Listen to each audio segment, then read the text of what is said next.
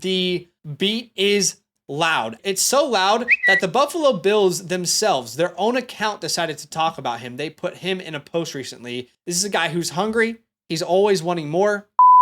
Today, I'm giving you 10 training camp stars that you should stash in Dynasty football. We know this every offseason. The drum beat gets louder for certain undrafted free agents, certain rookie sleepers, late round picks. And in today's video, I'm going to give you at least 10 names that you can go stash on your taxi squad. So the first one, and the drum beat is very loud on this guy. That is Mason Tipton, the wide receiver for the New Orleans Saints. Never heard of him? Don't worry. About 2 weeks ago, neither had I, okay? But the drum beat is getting so loud. This is a kid who played for Yale, all right? So smart guy, but let's be honest. If you're playing football for Yale, it's going to be very difficult to get drafted in any round of the NFL draft, all right? The Ivy League does not necessarily produce superstars in the NFL. Typically, they're producing superstars in the business world, but Mason Tipton, you can check out his stats here with Yale. His last season, he had 786 receiving yards and 10 rushing touchdowns. He was an undrafted free agent signing out of the 2024 NFL draft. Pretty decent year. And like I said, the drum beat is loud. You can see player profile here says Saints undrafted free agent rookie Mason Tipton. He's a 3-time all Ivy League selection, 3rd most receiving touchdowns in Yale history, 6th most receiving yards in Yale history, and has a 15.6 yards per reception. There are plenty of clips of him at camp making big play after big play. They really don't stop, actually. I mean, if you go and search Mason Tipton on Twitter, you're going to see so many plays where he's connecting with whoever's at quarterback. Ross Jackson, the beat writer for the New Orleans Saints, says, talks about him connecting with Spencer Rattler. And there's just a lot of hype around this name. Mason Tipton, actually a pretty decent athlete. He ran a 4.33 40-yard dash. Now, he's a little bit undersized. He's 5'10", 180, but that's not really that small in today's NFL, if we're honest. But a guy who ran a 4.33, he's getting hype out of camp. And then if you look at the depth chart, right, if we actually check out the depth chart in New Orleans, you've got Chris Olave, the clear starter. Rashid Shaheed, the clear starter, right? Now, you've also got A.T. Perry, who is someone that I have been stashing myself, but the hype out of camp has not been good. The only name that's really been standing out has been Mason Tipton. So don't be surprised at some point if Mason starts climbing up this depth chart. He could be the next great undrafted free agent, Jim. So make sure you're stashing our boy Mason Tipton. All right. How about the next one? Deneric Prince. If you have been with us on this channel for quite some time, then you would know that I loved Deneric Prince out of Tulsa last year. Very, very good athlete. He had a 9.58 relative athletic score, ran a 4.41 at 216 pounds.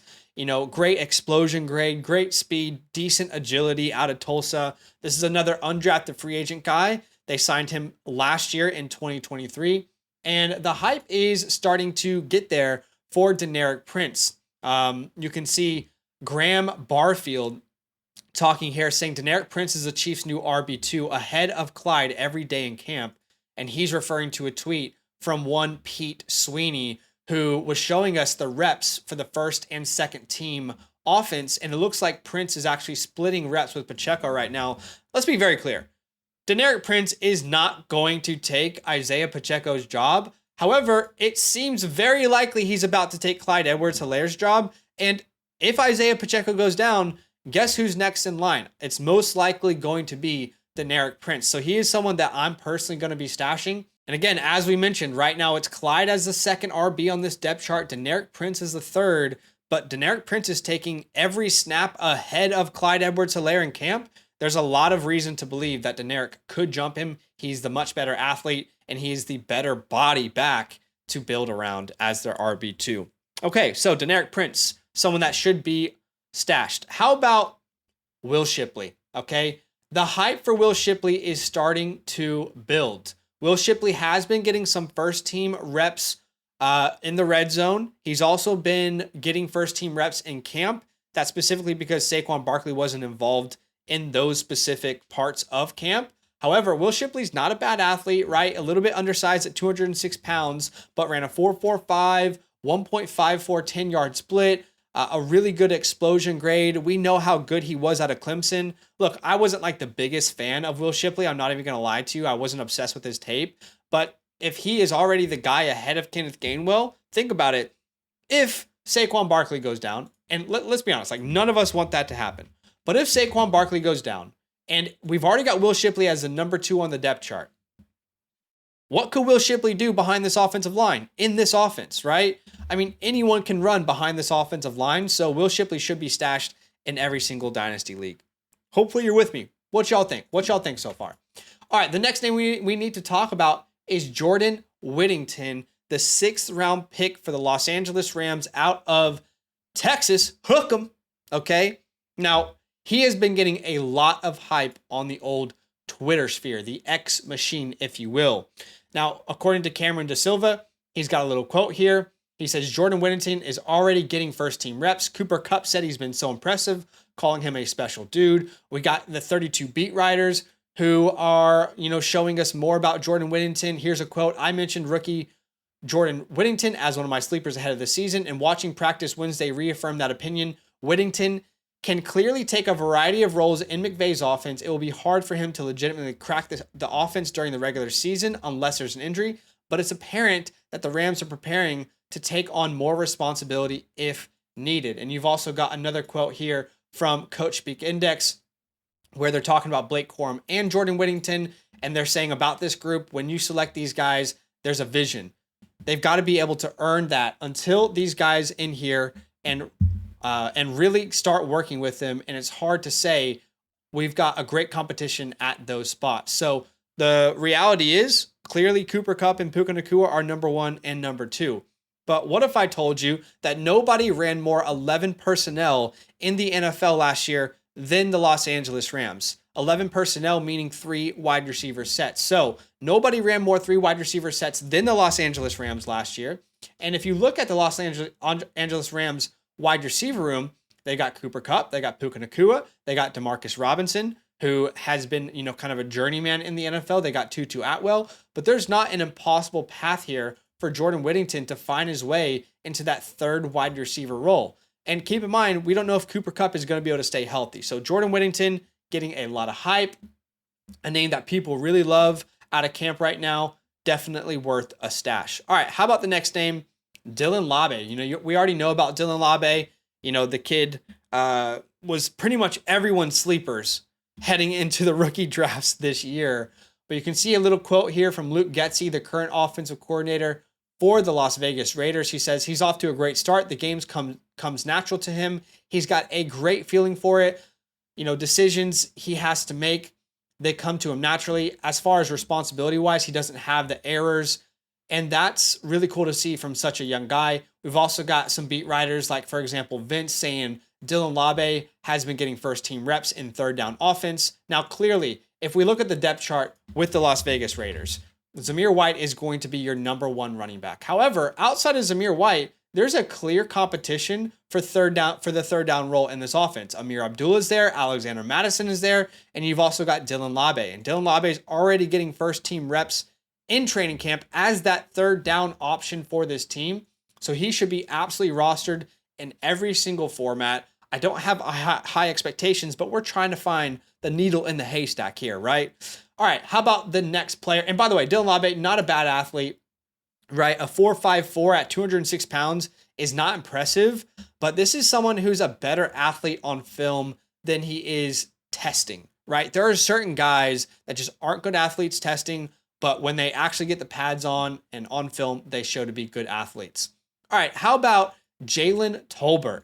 It's been a couple years for Jalen Tolbert, but I think out of necessity, he might need to step into a role for the Dallas Cowboys. Here's a quote from The Athletic. Jalen Tolbert has been Dallas's number 2 camp wide receiver behind Brandon Cooks. CeeDee Lamb is not present. That's why he's been number 2. There have been multiple occasions where Tolbert and Prescott have shown growth in their rapport. The best example was a back shoulder throw Thursday. McCarthy particularly impressed by the play, saying you don't make that throw last year. You definitely don't make it 2 years ago. Tolbert remains the favorite to be the number 3 wide receiver in Dallas. Remember, Dallas, the number one scoring offense in the NFL last year. Remember, Dallas with an aging Brandon Cooks. Dallas with no wide receivers to compete with CeeDee Lamb. And you can also see a report here from beat writer Clarence Hill. He says Jalen Tolbert progress and development in his third year is real, makes plays every day, and Dak Prescott trusts him. So, this is a guy who was drafted third round in the 2022 NFL draft. He's not a bad athlete whatsoever. Not a special athlete, but not a bad athlete at all. He actually compared really well testing-wise to Michael Gallup, as we know he just retired. But again, when you look at the Cowboys offense, there's just nobody outside of CeeDee Lamb and Brandon Cooks to talk about in this wide receiver room. Right now, Jalen Tolbert's the favorite to be the number 3. They've got a bunch of unknown names out behind him. So in an offense that throws the ball a lot, that scored the most points per game in the NFL last year, why not take a shot on Jalen Tolbert? All right. The next player is a player that I really did not enjoy scouting. I'm just going to be 100% straight up honest with you guys. And that is Jawhar Jordan, the running back who in the 6th round was drafted by the Houston Texans. Now, Twitter's blowing up about this guy. Rotoballer NFL says, by the way, that Jawhar Jordan should play in the Hall of Fame game. By the time you guys are watching this, the Hall of Fame game would have already happened. So maybe there's already hype around Jawhar Jordan, but if you didn't watch the Hall of Fame game, maybe go back and watch it, see if he was worth looking at. We got a report here from Aaron Wilson, a beat writer, who says, rookie running back Jawhar Jordan has put together several good practices, has a real knack for catching passes out of the backfield, and feel for zone scheme with his Louisville background. And of course, we all know Coach Speak Index. Great guy. Nobody listens to more Coach Speak than the Coach Speak Index, and he is in on Jawhar Jordan. So there's enough hype going around to consider Jawhar Jordan. Now, pretty terrible athlete, right? 193 pounds, and he ran a 4.56. Not a good athlete. I didn't really enjoy watching his film, but not everybody has to be a special athlete to get a role in the NFL. Sometimes you're in the right scheme, you earn the right sort of trust, and the rest is history. So behind Joe Mixon, is Dameon Pierce the best pass catcher? No. If they're looking for someone in that role, why not Jawhar Jordan, right? So ultimately, not someone that I'm obsessed with necessarily, but I do think he can beat out Dare Ogunbowale. And I don't think Dameon Pierce is some generational player. So there's a possibility there. All right. Outside of Jawhar Jordan, we're also going to talk about Jordan Mason, who is really battling Elijah Mitchell for the RB2 spot. You can see a report here from 49ers and NFL News 24/7. Jordan Mason continues to shine. He looked great today in his first practice session. It's easily noticeable that he's the second best running back behind CMC. Now, that's fine, but what do the coaching staff has to say about it, right? Well, Kyle Shanahan talked about Jordan Mason recently. He said, I'd say nothing against Elijah Mitchell. There's been no fall off in Elijah, but Jordan Mason runs at a high level. He did a hell of a job for us last year, and we'll see how camp plays out. So even Kyle Shanahan is opening the door for a potential Jordan Mason takeover as the second running back in this offense, right? Clearly, he's never going to overtake Christian McCaffrey, but right now the RB2 behind CMC is Elijah Mitchell. Well, maybe it's Jordan Mason heading into the season, and if CMC does go down, he has a lot of touches in his career, then Jordan Mason could be like the number 1 waiver wire pickup that week if that were to happen. So look, not a special player, not a special athlete, but someone who has gained trust in a very, very good offense. All right, the next player we're going to talk about. How about Tyrell Shavers? Who's been talking about Tyrell Shavers out there, all right? Undrafted free agent last year for the Buffalo Bills, all right? Now, he was signed out of San Diego State, and his career stats are not that impressive. 643 yards and 3 touchdowns his last season at San Diego State, but the beat is loud. Outside of Mason Tipton for the Saints, this is the loudest drum I've heard so far this offseason in training camp. And it's so loud that the Buffalo Bills themselves, their own account, decided to talk about him. They put him in a post recently. As soon as you stop working at this level, that's when you go out the door. They're quoting Tyrell Shavers. This is a guy that they want to build around. You can see guys like Andy Young, a beat writer, say the second year wideout has been earning time with Josh Allen and the first team unit and making the most of it. This is a guy who's hungry. He's always wanting more. You can see Sal up here talking about him. Joe Brady on Tyrell Shavers. His approach is where it needs to be. He's accountable and he can move around and play all positions. So we all know, like, it's been a conversation of topic throughout the entire offseason, like, what is going on with this wide receiver room? Well, they got Keon Coleman, they got Curtis Samuel, they got Khalil Shakir, but don't be surprised if Tyrell Shavers ends up,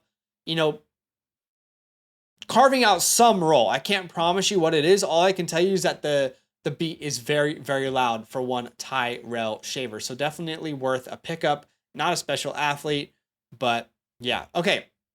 Outside of those names, Mason Tipton, Tyrell Shavers, the other name that is getting a ton of hype, I'd say the third most hype so far, is Andre Yeshivas. Okay. And this hurts me to tell you this because I am a huge Jermaine Burton guy. I still think I'm betting on Jermaine Burton by the end of 2024 to be the guy over Yeshivas, but there's a lot of hype right now. For example, 32 beat writers from another beat writer says, for all the hype around Jermaine Burton and its potential to impact the starting role left by Tyler Boyd, there's just no way to avoid the Andre Yeshivas hype.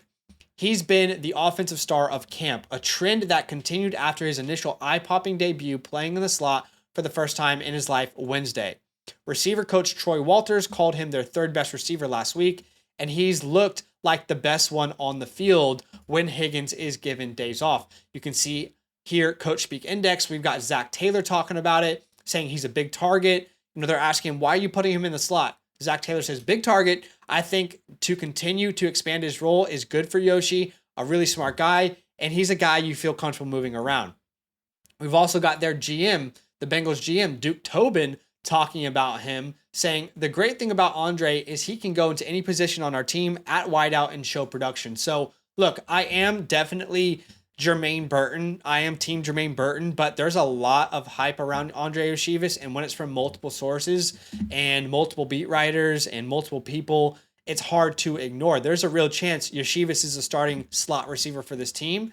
If you remember back to the year 2023, he was kind of like the discount Christian Watson in the draft in the sense of like he dominated testing. He was a freak athlete, right? 4'4" at 205 pounds, elite explosion grade, just really, really tested well across the board. And people were giving him like, off-brand Christian Watson type of hype. So they're going to put him in the slot. He could be dangerous after the catch. And as we know, Tyler Boyd is gone. So when we're projecting the Bengals offense, right now we do have Andre Yeshivas projected to be the slot receiver. 6th round pick in 2023. A lot of hype.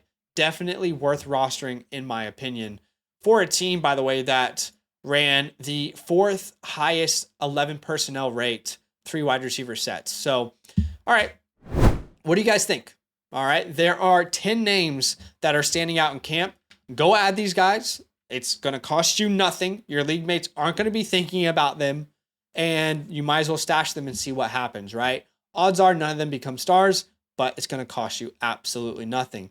Hey, just a heads up, guys. We are getting closer and closer to the NFL season. We are still doing live Dynasty team reviews over here on the channel. If you want to get yours, there's 2 ways. The first way is by becoming a yearly Mother Flocker member with the promo code LAND. You can check out the pinned comment. That is the best bang for your buck. You'll get a team review and the premium tools and the articles and the databases on the website. The other option is, regardless of what promo code you use at sign up, or even if you have an account, you can buy a single team review with the a la carte store. Both of those links are down below. I appreciate you for watching. Show some love with a like. I'll see you soon. All up. Now that those idiots are done talking, who needs some rankings? Hell yeah, I need some rankings. Then use promo code LAND, LAND, for 30% off any membership at flockfantasy.com. Oh.